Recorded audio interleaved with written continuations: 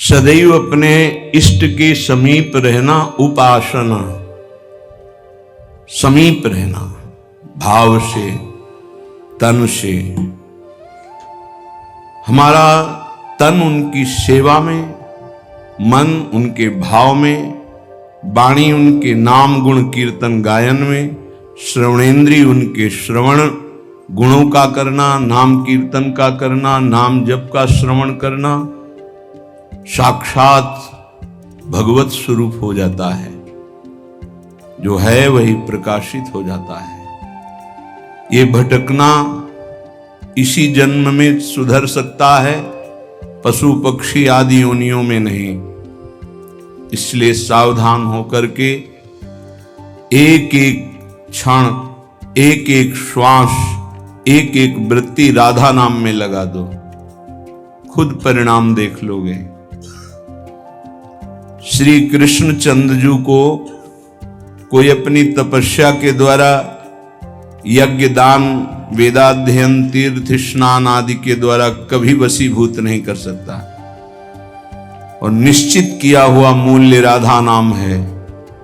जो राधा राधा राधा वो प्रभु को अधीन कर लेता है। कुछ माफी मांगने की जरूरत ही नहीं पड़ती प्रभु से। अनुल्लिख्यानंता नपि तदपराधान मधुपतिर महाप्रेमा विष्टस्तौ परम देयम विंशति तवैकम श्री राधे गृणत ई नामामृत रसम महिम्ना कह सीमाम स्पृशति तो उदास्यैक मनसाम।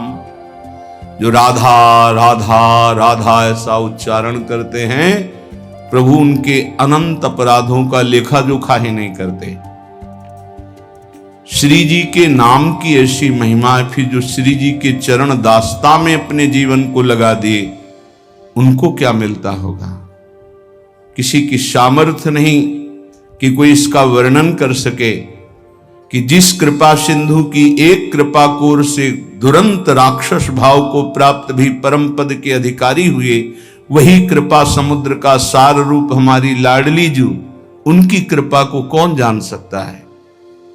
जैसे प्रभु श्री कृष्ण चंद्रजू को रिझाने के लिए एकमात्र उपाय है अनन्यता, ऐसे प्रियाजू को रिझाने के लिए एकमात्र उपाय है दैन्यता।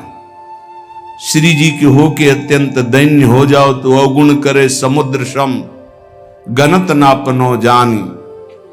ये मेरा जन है, बस इस बात से हम जीत जाते हैं।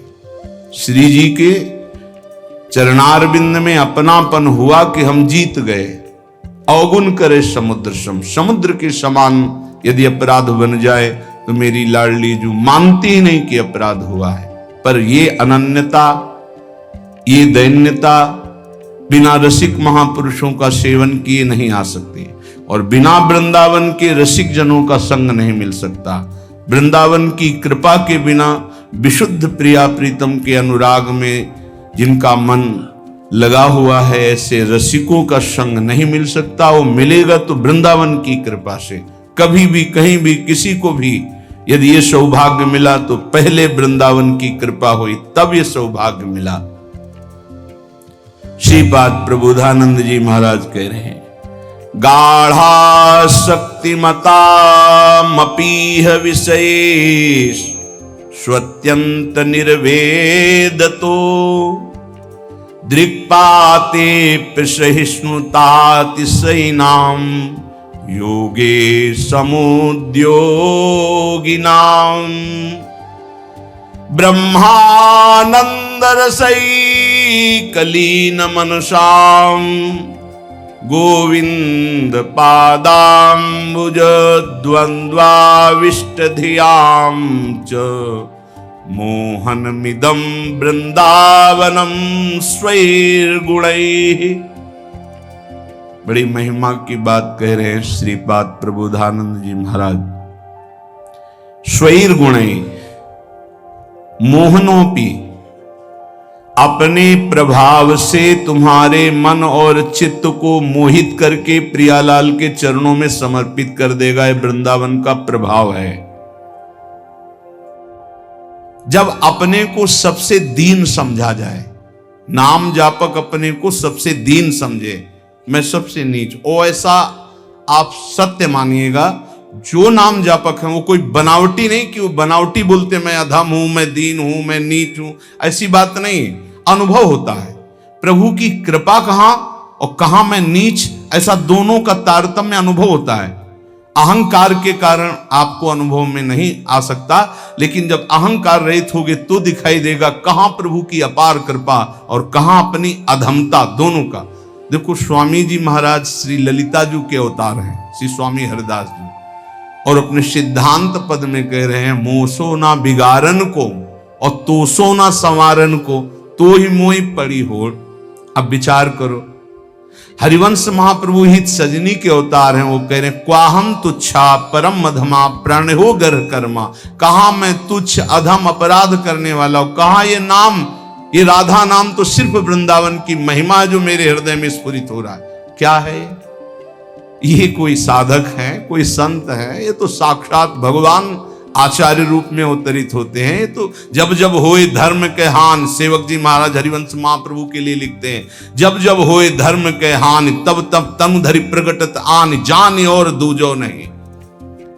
तो उपासक को चाहिए जो नाम जापक, उसका नाम तभी प्रकाशित होगा जब उसमें दैन्यता है कि मैं तो वास्तविक मैं बहुत अधम हूं, लेकिन हम पर प्रभु की बहुत कृपा है। ये दोनों साथ होने चाहिए, केवल अधम ही कह के नहीं रुकना है।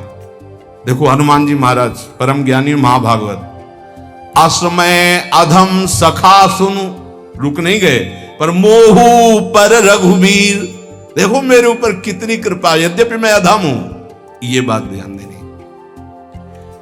नाम जापक उपासक तभी दिव्य ऊंचाई पर पहुंचता है जब तरण से भी अपने को नीचा समझता है। बहुत सहनशील होना चाहिए नाम जापक, नाक में गुस्सा नहीं होना चाहिए। और ध्यान रखना, भजन करोगे तो ये आ जाएगा, सही ढंग से चलोगे तो नाक में गुस्सा आ जाएगा, क्योंकि अभिमान स्फुरित होगा जो अंदर है, उसको दमन करने के लिए गुरु शासन में रह जाता है।